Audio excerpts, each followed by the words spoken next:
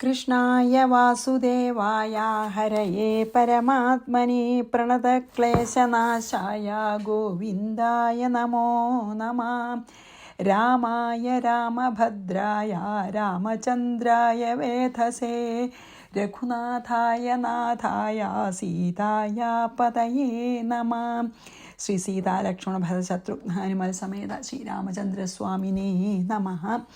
യത്ര യത്ര രഘുനാഥകീർത്തനം തത്ര തത്ര കൃതമസ്തകാഞ്ജലിം ബാഷ്പവാരി പരിപൂർണലോചനം മാരുതിം നമത രാക്ഷസാന്തകം.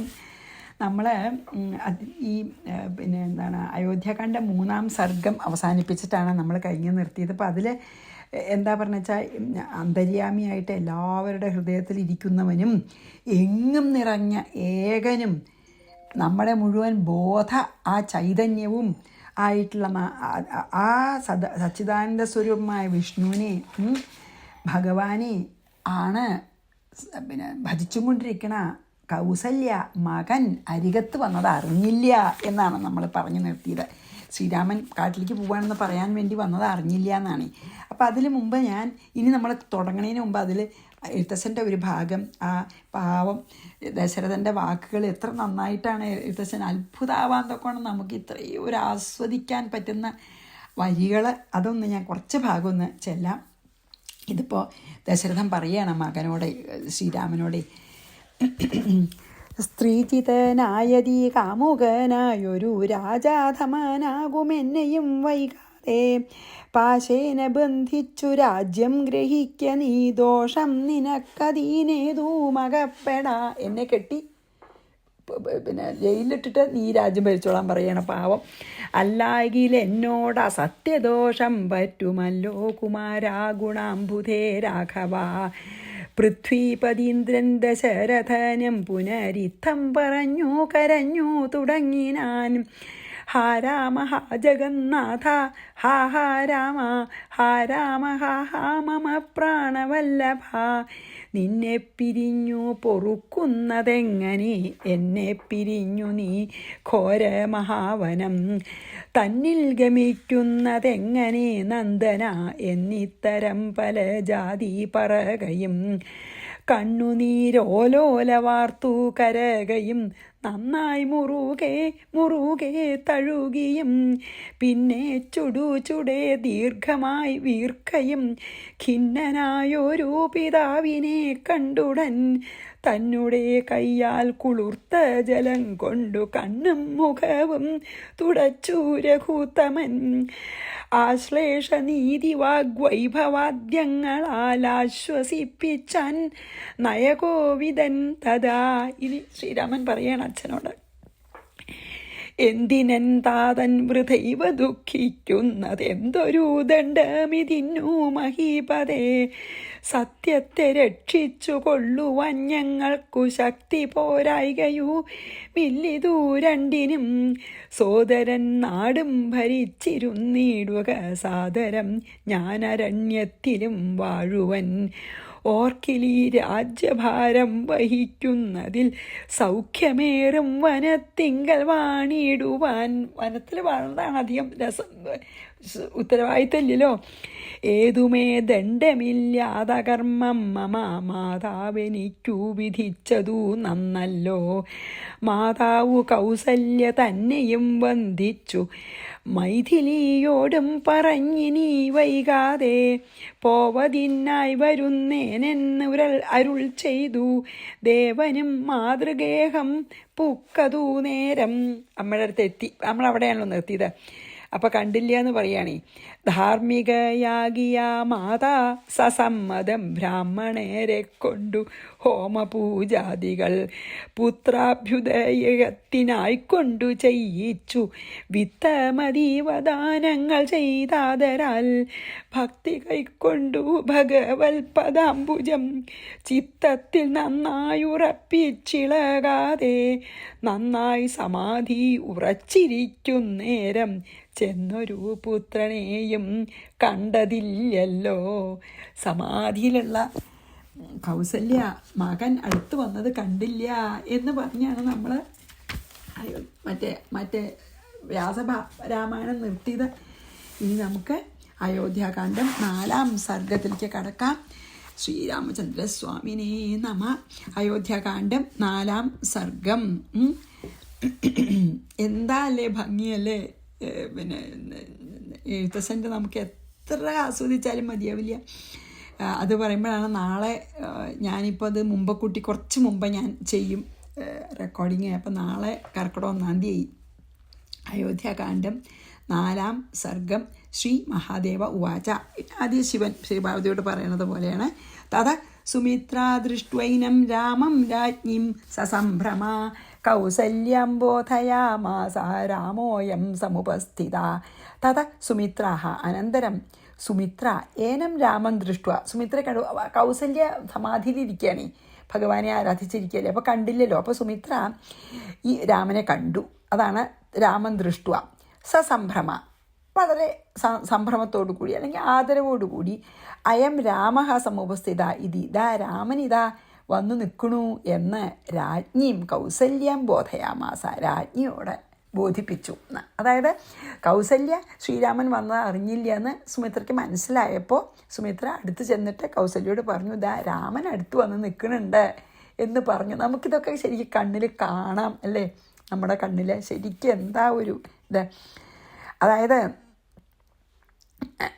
ഇനിയിപ്പോൾ ഇതിലെന്താ പറയണ വെച്ചാൽ, ദേഷ്യം വരും ലക്ഷ്മണന്. ഈ ദശരഥൻ ഇങ്ങനെ കാട്ടിലേക്ക് പോകാൻ പറഞ്ഞു എന്നുള്ള കേട്ടപ്പോൾ ദശരഥൻ ലക്ഷ്മണൻ അനന്തനാണല്ലോ, ദേഷ്യം വരാൻ എളുപ്പമാണ്, ഭയങ്കരമായിട്ട് അങ്ങോട്ട് ക്രുദ്ധനാവും. അപ്പോൾ ലക്ഷ്മണനെ നല്ല ഉപദേശം കൊണ്ട് സമാധാനിപ്പിച്ചിട്ട് പിന്നെ എന്താണ് സീതയും കൊണ്ട് പോവും. ഓഫ് കോഴ്സ് ലക്ഷ്മണൻ കൂടെ പോവും. ആ പോണ ഭാഗമാണ് കേട്ടോ ഇതിൽ വരാൻ പോണത്.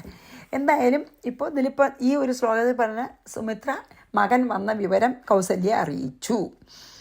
അതായത് നിർവികൽപ്പ സമാധിയിലിരിക്കുന്നവരുടെ ഈ പിന്നെ ചെവിയിൽ പിന്നെന്താണ് രാമരാമ എന്ന് പറഞ്ഞിട്ടേ ഉണർത്താവൂ എന്നുള്ള ഒരു ശാസ്ത്രം ഉണ്ട് അത്രേ. അതും കൂടി ഇപ്പോൾ സുമിത്ര ഇവിടെ ചെയ്തു എന്നൊരു വ്യാഖ്യാനത്തിൽ പറയുന്നുണ്ട്. എന്താ അറിയോ, ഈ നിർവികൽപ്പ സമാധിയിലുള്ള ഒരാളെ ഉണർത്തേണ്ട ആവശ്യമുണ്ടെങ്കിൽ രാമ രാമ രാമ എന്ന് ചെവിയിൽ പറഞ്ഞിട്ട് അത്ര ഉണർത്താവൂ. അപ്പോൾ ആക്ച്വലി സുമിത്ര ഇവിടെ തന്നെയാണ് ചെയ്തിരുന്നത്. രാമൻ ഇവിടെ വന്നു എന്നുള്ള പറയുകയാണല്ലോ, അടുത്ത് നിൽക്കേണ്ട രാമ രാമ എന്ന് പറഞ്ഞിട്ട് തന്നെയാണ് ഉണർത്തിയതെന്ന് പറയുകയാണ്. ശ്രീ മഹാദേവ ഉവാച. തത സുമിത്ര ദൃഷ്ട്വൈനം രാമം രാജ്ഞിം സസംഭ്രമ കൗസല്യം ബോധയാമാസ രാമോയം സമുപസ്ഥിത.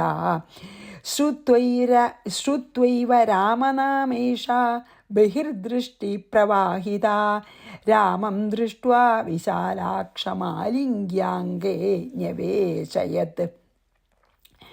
രാമനാമ ശ്രുത്വ ഏവ, രാമനാമം ശ്രവിച്ച ആ മാത്രയിൽ ബഹിർദൃഷ്ടി പ്രവാഹിത ഏഷ, അതായത് നിർവികൽപ്പ സമാധി എന്ന് ഉണർന്നിട്ട് പുറത്തേക്ക് ദൃഷ്ടി അയച്ച കൗസല്യാദേവി വിശാലാക്ഷം രാമം ദൃഷ്ട്വ, വിശാലാക്ഷൻ രാമൻ വലിയ വലിയ കണ്ണുകളോട് കൂടിയിട്ടുള്ള രാമനെ കണ്ടിട്ട് ആലിംഗ്യ അങ്കേന്യവേശയത്, ആലിംഗനം ചെയ്ത് മടിയിൽ ഇരുത്തി. അത്ര സാരല്ലേ.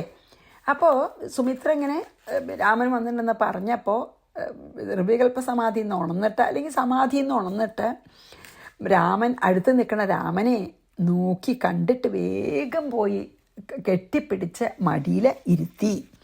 ശ്രുത്വൈവ രാമനാമേഷ ബഹിർദൃഷ്ടി പ്രവാഹിത രാമം ദൃഷ്ട്വാ വിശാലാക്ഷമാലിംഗ്യാംഗേ ന്യവേശയത്.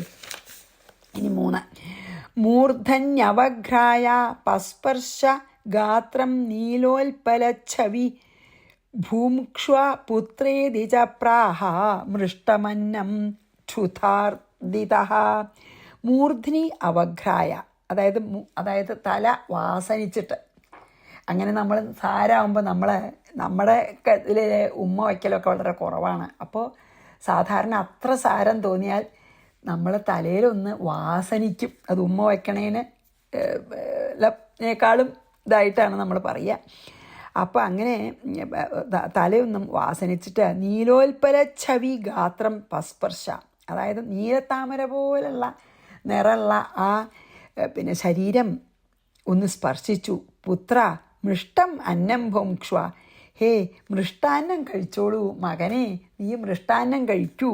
ക്ഷുധാർദിത, നിനക്ക് എന്തൊരു നിന്നെ കണ്ടാൽ തന്നെ തോന്നും വിശന്നിട്ട്. ക്ഷുത്തിനാൽ നീ അർദ്ദിത മീൻസ് വിഷമിക്കുന്നുണ്ട്, നിനക്ക് നീ വിശപ്പ് കൊണ്ട് വിഷമിക്കുന്നുണ്ടല്ലോ എന്ന് പറയാണ്.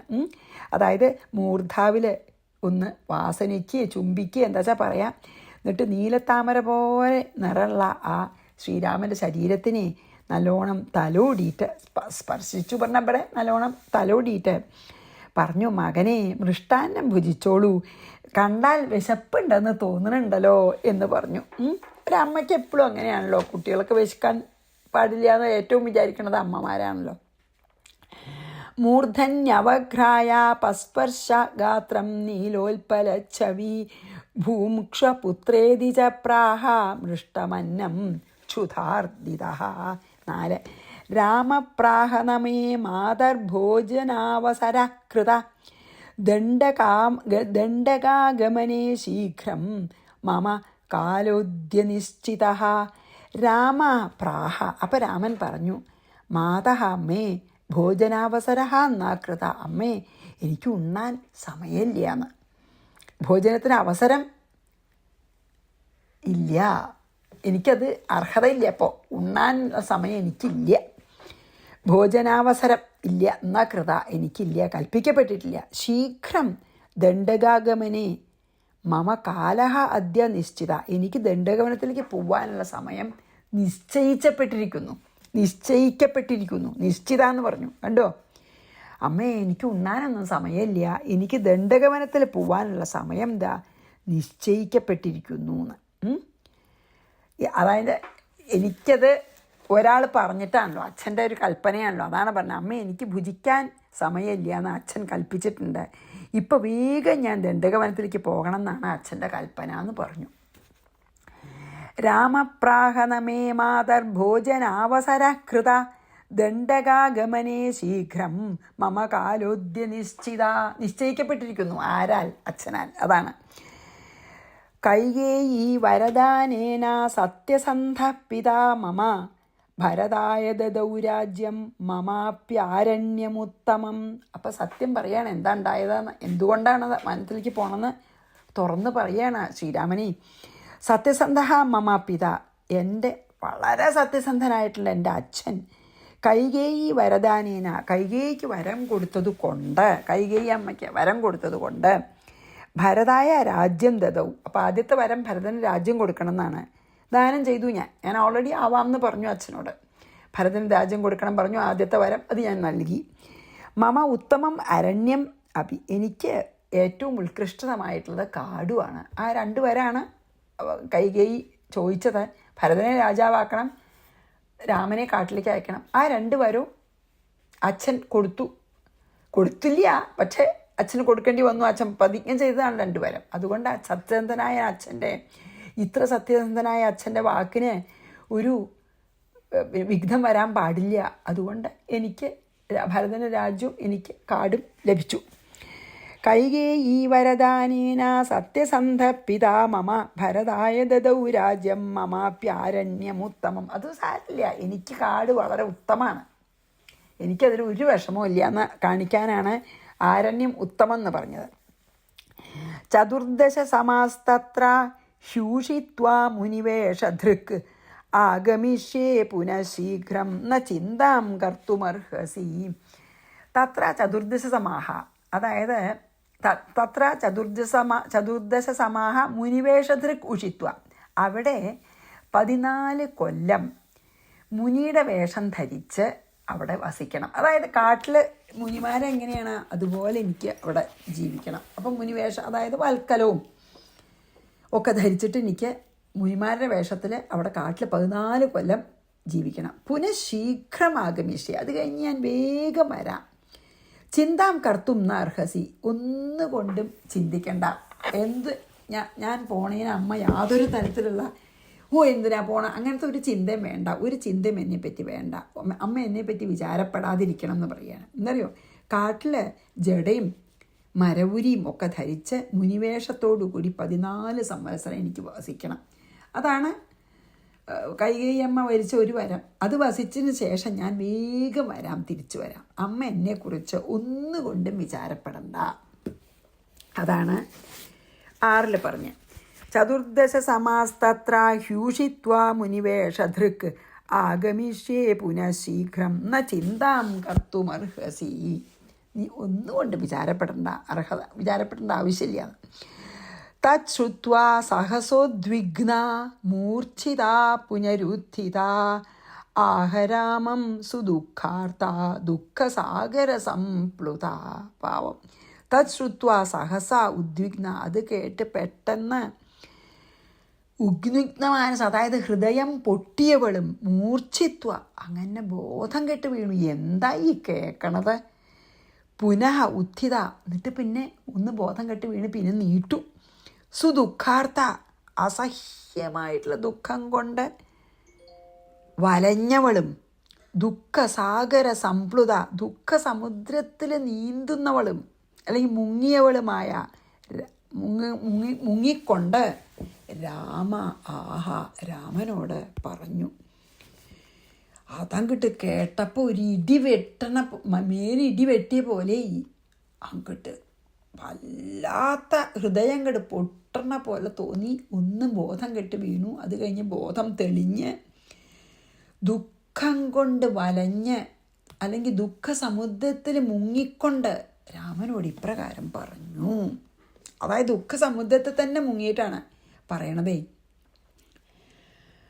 തച്ഛ്രുത്വാ സഹസോദ്വിഗ്ന മൂർച്ഛിത പുനരുത്ഥിത ആഹരാമം സുദുഃഖാർത്ഥ ദുഃഖസാഗര സംപ്ലുത. 8 യതി രാമ വനം സത്യം യാസി ചേന്നയമാമപി തദ്വിഹീന ക്ഷണാർദ്ധം വാ ജീവിതം ധാരയേ കഥം. വളരെ കഠിനമായിട്ടുള്ളൊരു വാക്കാ പറഞ്ഞ. എന്താ അറിയോ? രാമ ത്വം വനം യാസി യതി, നീയെ വനത്തിലേക്ക് യാത്ര ചെയ്യുകയാണെങ്കിൽ, സത്യം ചെയ്ത്, അത് സത്യമാണെങ്കിൽ, മാം അഭിനയ, എന്നെയും കൊണ്ടുപോകും. നീ ഇപ്പം പറഞ്ഞത് ഞാൻ വനത്തിലേക്ക് പോവുകയാണ് 14 കൊല്ലത്തേക്കെന്ന് പറഞ്ഞത് സത്യമാണെങ്കിൽ എന്നെയും കൂടിയും കൊണ്ടുപോകും. ത്വദ്വിഹീന, നിന്നെ കൂടാതെ, അതായത് നിൻ്റെ കൂടെ അല്ലാത്തവളായിട്ട്, ക്ഷണാർത്ഥം വാ, ഞാൻ അരക്ഷണം പോലും ജീവിതം കഥം ധാരയെ, ഞാൻ എങ്ങനെ ജീവിക്കാൻ നിന്നെ കൂടാതെ ഒരു അര സെക്കൻഡ് പോലും. ശരി, നീ ഇപ്പം പറഞ്ഞത് സത്യമാണെങ്കിൽ, നീ 14 കൊല്ലത്തേക്ക് കാട്ടിലേക്ക് പോവുകയാണെന്ന് പറഞ്ഞില്ലേ, അത് സത്യമാണെങ്കിൽ എന്നെ കൂട്ടിക്കൊണ്ടുപോകൂ. നിന്നെ വേർപിരിഞ്ഞ് അര നിമിഷം പോലും എനിക്ക് ജീവിക്കാൻ പറ്റുമോ? ഞാൻ എങ്ങനെ ജീവിച്ചിരിക്കും? യതി രാമ വനം സത്യം യാസി ചേന്നയമാമപി ത്വദ്വിഹീന ക്ഷണാർദ്ധം വാ ജീവിതം ധാരയേ കഥം. ഇനി 9 യഥാ ഗൗർബാലകം വത്സം ത്യക്ത്വാ തിഷ്ഠേന്ന കുത്രചിത് തഥൈവ ത്വം ന ശക്നോമി ത്യക്തും പ്രാണാൽ പ്രിയം സുതം. ഗൗ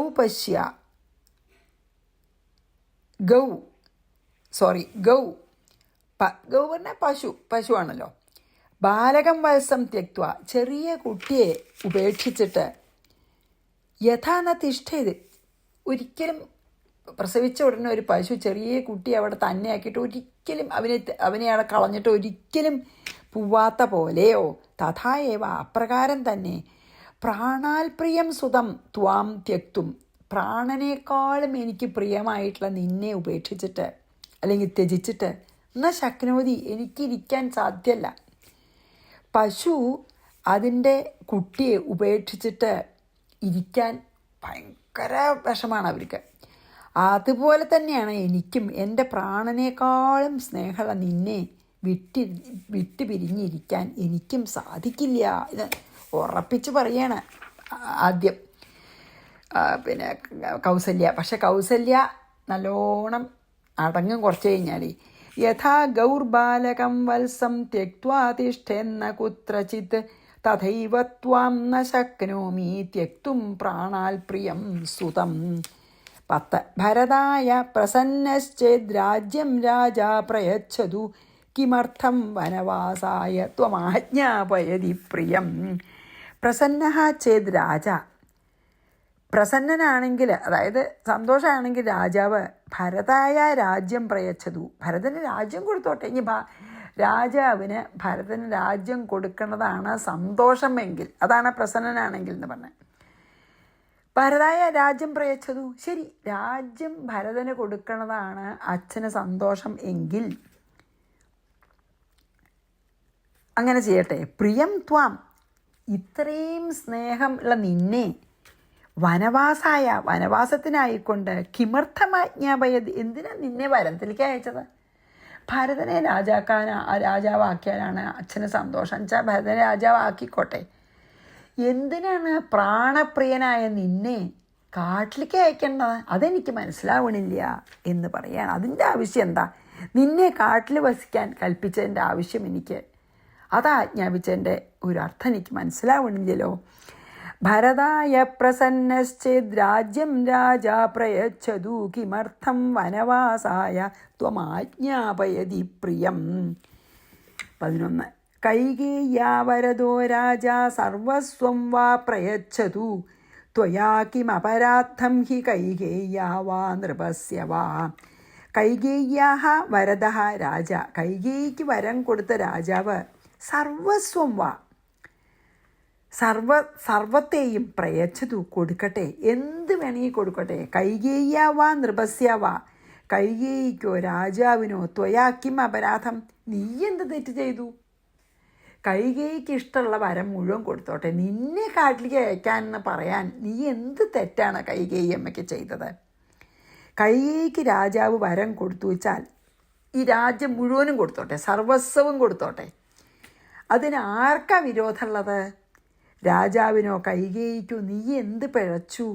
നിന്നെ കാട്ടിലേക്ക് അയക്കാൻ തക്കവണ്ണം 14 കൊല്ലം കാട്ടിലേക്ക് അയക്കാൻ തക്കവണ്ണം നീ എന്ത് കുറ്റാ ചെയ്തത്? അതാണ് എനിക്ക് മനസ്സിലാവാത്തത് രാമ. കൈകേയ്യാവരദോ രാജാ സർവസ്വം വാ പ്രയച്ഛതു ത്വയാ കിം അപരാധം ഹി കൈകേയ്യാ വാ നൃപസ്യ വാ. കൈകേയിക്കോ അച്ഛനോ എന്ത് തെറ്റാ നീ ചെയ്തത്? പിതാ ഗുരു യഥാ രാമ തവാഹമധികാ തഥ പിതാജ്ഞപ്തോ വനം ഗന്തും വാരയേയമഹം സുതം. രാമ, യഥാ പിതാ തവാ ഗുരു, നിൻ്റെ അച്ഛൻ നിൻ്റെ ഗുരുവാണ്, സമ്മതിച്ചു. എപ്രകാരം നിൻ്റെ അച്ഛൻ നിൻ്റെ ഗുരു ആകുന്നുവോ അഹം തതഹ അധിക, അപ്രകാരം തന്നെ, അല്ലെങ്കിൽ അതിലും ഒരു പടി മീതെയാണ് ഞാൻ.